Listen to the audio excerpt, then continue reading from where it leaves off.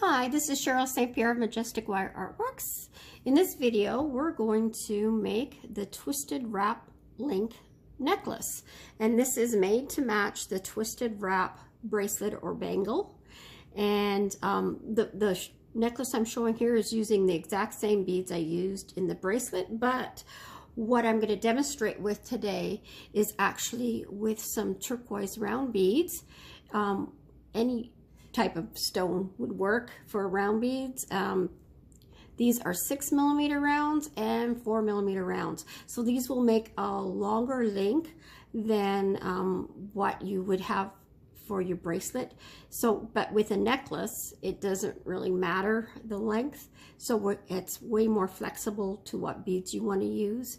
Whereas a bracelet, because you're trying to fit the size of somebody's wrist, it is better to go with the smaller beads.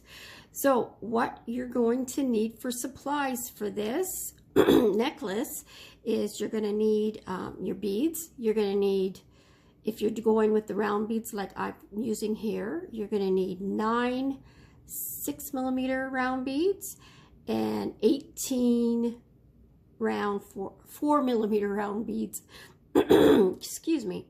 You're going to need 3 pieces of 20 gauge wire that is 14.5 inches long, and you will need some scrap 20 gauge wire because we're going to be making our infinity links as well as the links for your clasp. And you're going to need a lobster claw clasp as well as the chain to make your necklace the desired length. So I'm also going to make this a 2-part video, and in the second part of the video I'm going to show you how to oxidize your links so that you can give it that antique look, as well as we are going to buff it. I'm going to show you how to buff with steel wool. So I haven't done that before in a video, so I'm hoping that you enjoy that with this necklace. And so let's begin. Now I was thinking of beginning with making the infinity links as well as the infinity type of link used for your clasp. Get that out of the way, do that first. So what you're going to need is 20 gauge wire. Excuse me, my throat is always acting up lately due to my allergies to the cleaners for COVID. And what I need you to do first, and you're going to use this for not just making the infinity links, you're going to need it to make the twisted wrap link as well. I want you to find the spot on your pliers that can make a link, not a link, a loop, sorry, that measures either 3mm or 1/8 of an inch. That's approximately the same measurement, and it's from outside of the wire to the outside of the wire, and we're going to use that for all our infinity links, except for the one that attaches to the lobster claw because we need it to be bigger, as well as the infinity links between the twisted wrap links for the necklace. Okay, so once you've done that, then I want you to take your scrap wire and I want you to make a loop, and then I want you to make another loop by wrapping it around like this, then taking it out and then snug it back in, make sure it fits nice, and finish that second loop. Now that was a simplified way of doing it. When I work with work hardened wire, I don't do this method, but this method works great with wire that isn't work hardened, and it's faster. Okay, so the next thing I want you to do, now we're going to work harden it this is one method of work hardening these links. So this is, I wanted to show this method in this video. I am squishing down on that curve. And when you have a curve and you flatten it, you see how I'm flattening it? And I'm going multiple times, and it's gonna flatten it. Not too flat, but flat enough that it's gonna make it nice and strong. And do the other side as well.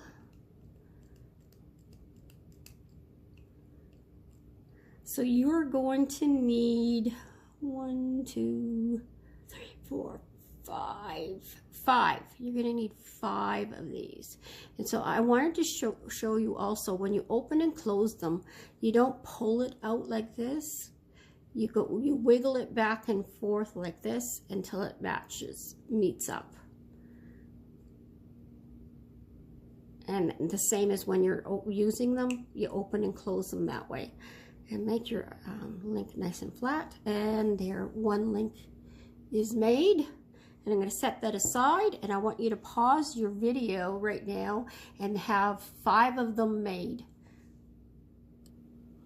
Okay, so I have my 5 infinity links made, and I just wanted to mention that in between from one link to the next, you should snip off the end so that you have a flat end when you're working and making the next infinity link. And now I'm going to show you how to make the infinity style link to hook onto your lobster claw. So we started exactly the same. You take your pliers, which I forgot to mention that I marked my pliers with a permanent marker. Eventually that'll wear off, or you can rub it off. Rubbing alcohol helps. You can just, that's hard to find these days, so you can just let it wear off naturally. Okay, so the first loop is made. It's nice and round. Sometimes it doesn't work out so round and you get a long straight part there. What you would do, and I'm just going to demonstrate it here, is you would snip off, again, using your flush cutter to make it flat, like that. Get rid of the flat part and fit your pliers in nice and tight, and then finish that loop. And then you get a nice round loop. And then on the second part, we want it, I'm using the largest part of my round nose pliers and making a loop like that, and then snip it off right there. Okay, and then again, we would work harden it with your pliers, make it nice and flat, but also go around and work harden that by squeezing it.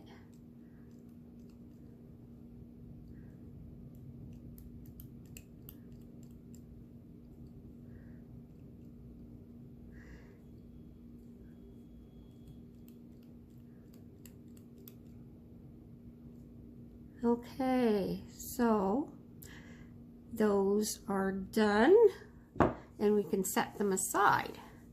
Now the next thing you want to do is you're going to cut your 3 pieces of 20 gauge wire, 14.5 inches long, and I want you to bend it at 4.5 inches. Now in the description I will write what it is in metric, and I'll also have the link, so look for it there, the link for the second video that will continue from this one.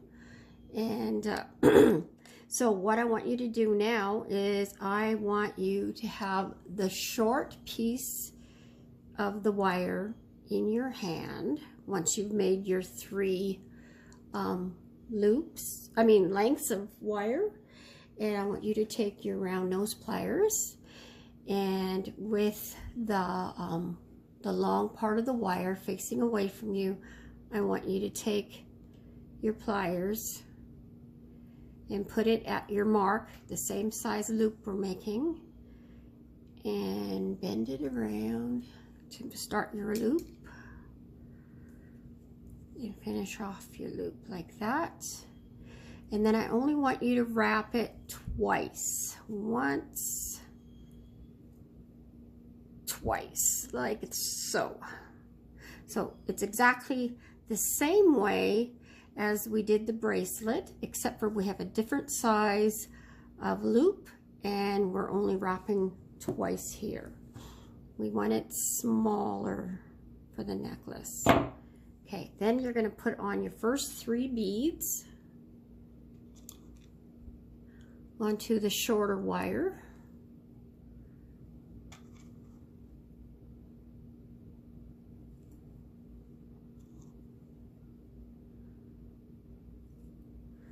I'm using the last of my real turquoise round beads to make this necklace. I might have to look for some more. It's not always easy finding it. Now, if you noticed, I flipped this over so that this wire is coming from the bottom to give that twisted effect. And we want to gently curve that wire to give it a nice gentle look. And we're going to wrap it. And I'm supporting it with my thumb so that it stays in place.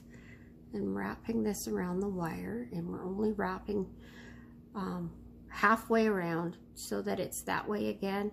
And I want you to take your chain nose pliers and crimp that in. Okay, and then put your next set of 3 beads on.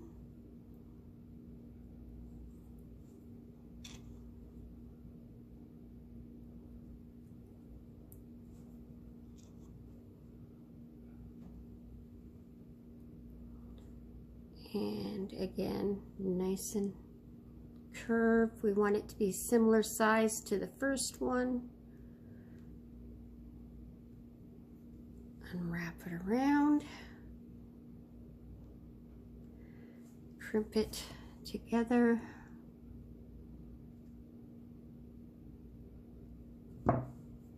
Next set of beads.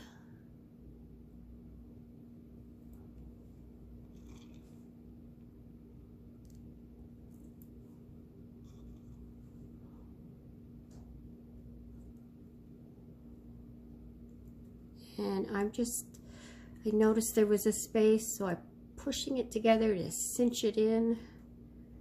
And again, wrap that around. And this time we're going to wrap completely around so that we're coming from the other side. Now, because we can't come from the bottom, we're going to give it an exaggerated bend and then come up and around and try and have a matching curve there. And I'm going to crimp that together.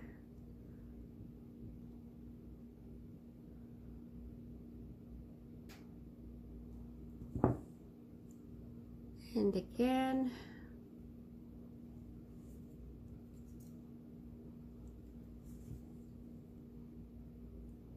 Crimp it together.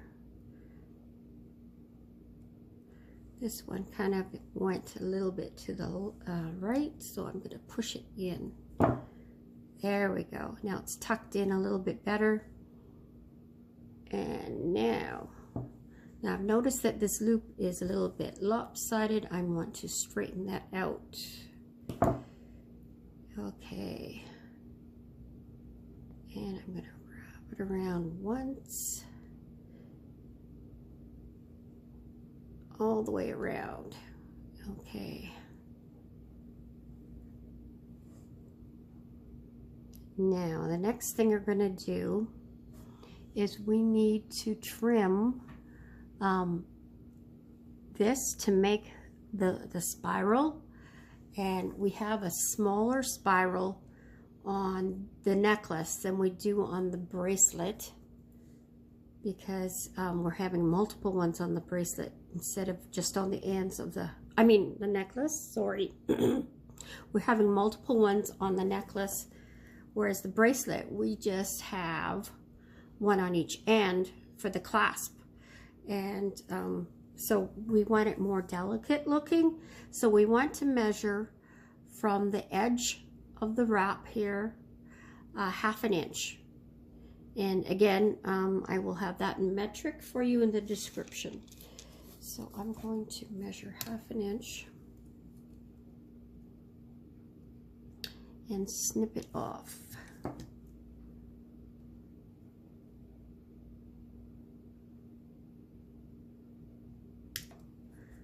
Okay, and now I'm going to actually do the other side, the other loop.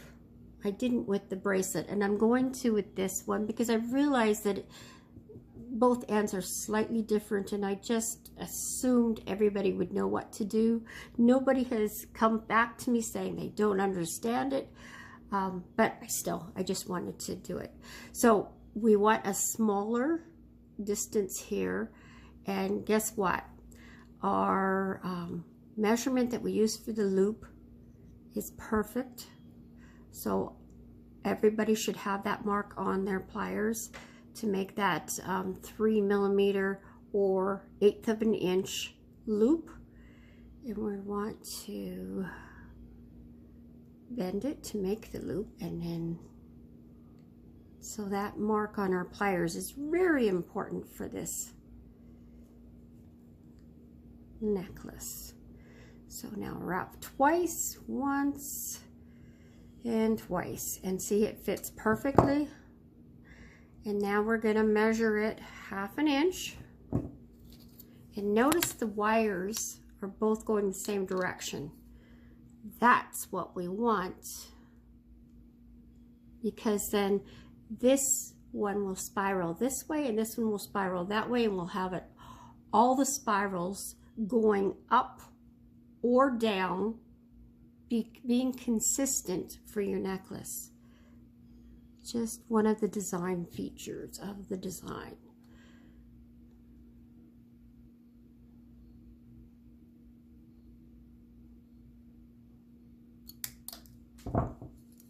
There we go. So when you make your coils, not coils, spirals, I always get those two names mixed up.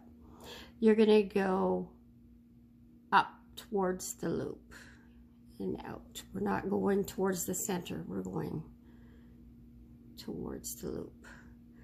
So I'm just going to teach you how to do the one.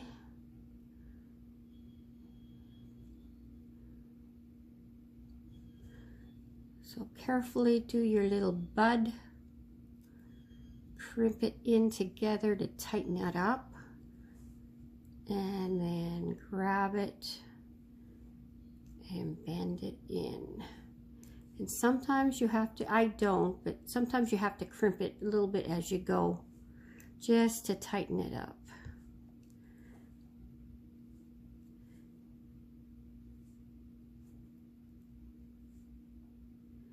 And there it is, get it centered.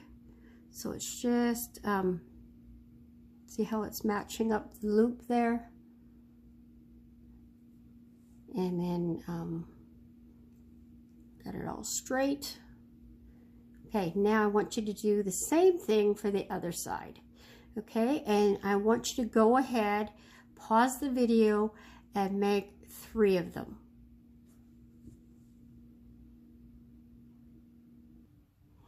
Okay, so you're back and you've made all 3 segments for your necklace. So the next thing I want you to do is to make sure that it's all flat and level so that your wrap looks the way it's supposed to. And then I want you to take them and set.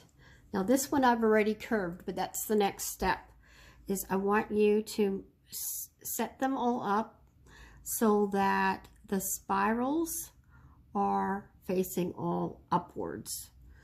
Or if you wanted to have them downwards, that's fine too, but I've chosen upwards. And so we want them all to be the same, and that's why I'm putting them side by side, is to make sure that I bend them the correct way. So now we want to put a curve on each link, and we're going to bend them carefully like this, and we want them all to be of the same curvage. New word, curvage. And you want it just to be, I mean, how much you do it is your choice, but I would imagine we're all going to do approximately the same. Now, I want you to pay attention. When you curve it, sometimes the wire pushes back, and that's to be expected. So then all you need to do is just push it back with your pliers like this, carefully. There, now it's good.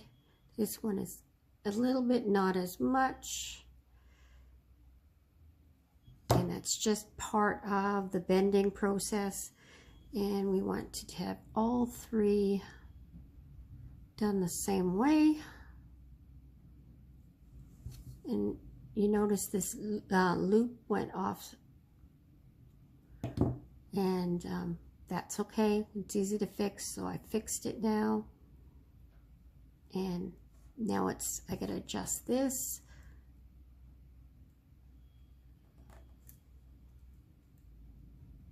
So we don't need to rush. Take your time, make it look good. Make sure that all the same arc, and that they look good side by side. Okay, so then the next step is putting them together. Now, some people won't have a problem with this at all, but others might find it challenging. So I was just going to walk through the best way to do it.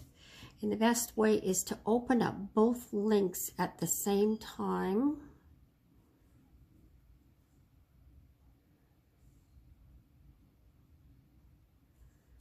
Okay, and now again, the reason why it's laid out is it makes it easier to make sure we put it the right way. Now, this one just snaps, goes in like that really simply. I'm going to close it.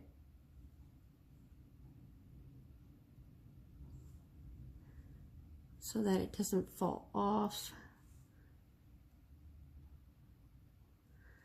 Okay, and again, I'm having it in position with this. Now, the second one might be a little trickier because if you just flip it on like we did the other one, it's going to go upside down. So we're going to start with it flipped upside down like this and hook it on and see, and then it turns the right way.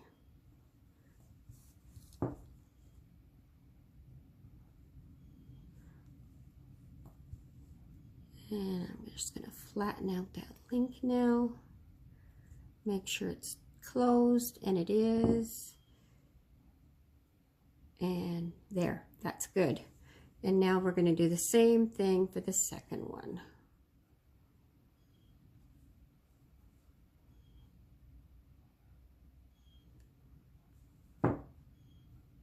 And my nail broke. Oh, that link moved.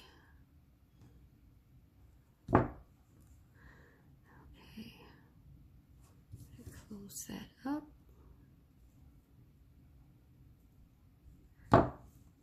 Flip this one upside down so that it goes the right way.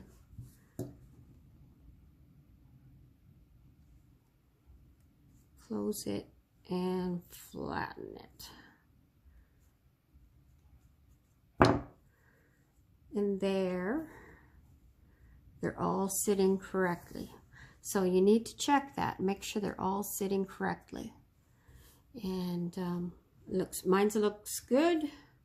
And now I'm going to put the other links on the outside. I'm not going to put the chain on yet because when we oxidize, we don't want the chain or the clasp on because it is copper plated and it's antiqued already, and it will wreck the finish on the chain as well as the clasp.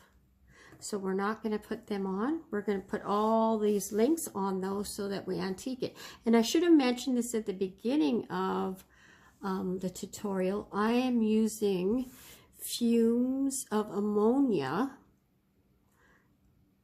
to oxidize.